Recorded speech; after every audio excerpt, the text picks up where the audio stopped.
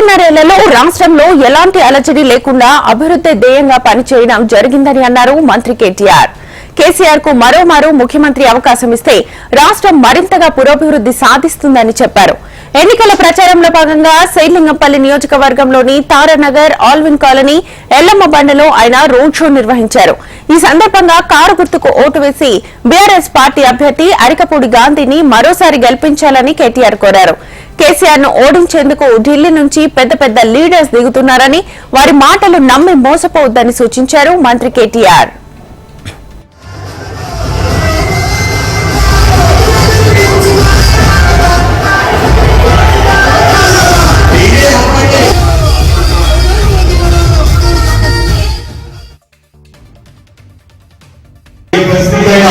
అన్నా అంటే నేనున్నాను వెంటనే వచ్చే నాయకుడు ఆరికపూడి గాంధీ గారు.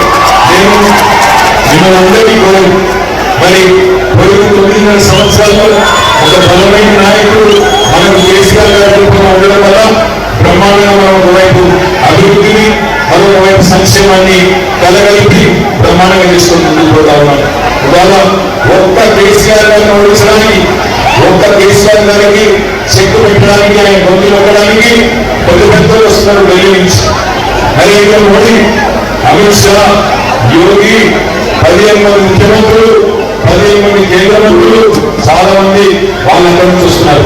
యువతల వైపు నుంచి రాహుల్ గాంధీ, సోనియా గాంధీ, ప్రియాంక గాంధీ, డికే శివకుమార్, సిద్ధరామయ్య, ఇంకా ఇటువైపు నుంచి చాలా మంది వస్తున్నారు.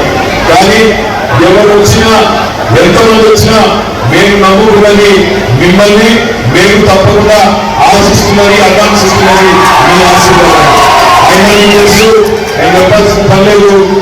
సింహం ఎప్పుడు సింహం వస్తాయి, వస్తాయి, వస్తాయి. నేను అనలేదు ఎలక్షన్ కమిషన్ వాళ్ళు కేసు పెట్టాల్సుకుని గాంధీ గారు వెంటనే ఆయన నుంచి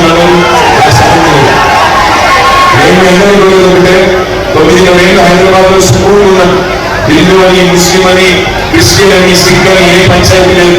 కులం పేరు ముప్పట్లు లేవు, మతం పేరు వంటలు లేవు, ప్రాంతాల పేరు పంచాయతీ లేవు. తెలంగాణ, ఆంధ్ర గొడవ లేదు, రాయలసీమ గొడవ లేదు, కర్ణాటక, తమిళనాడు, గుజరాత్ ఏ గొడవ లేదు. అన్నదమ్ములాగా కలిసి ఉన్నాం, కలిసి హైదరాబాద్ ను అభివృద్ధి చేసుకుంటున్నాం. మీ శ్రీలంకపల్లి నియోజకవర్గంలో వచ్చిన మీ ఫ్లైఓవర్లు, అండర్ పాస్లు, బ్రిడ్జ్లు బహుశా నగరంలో ఎక్కడ కూడా రాలేదు అంటే అది అతిశయోక్తి కాదు.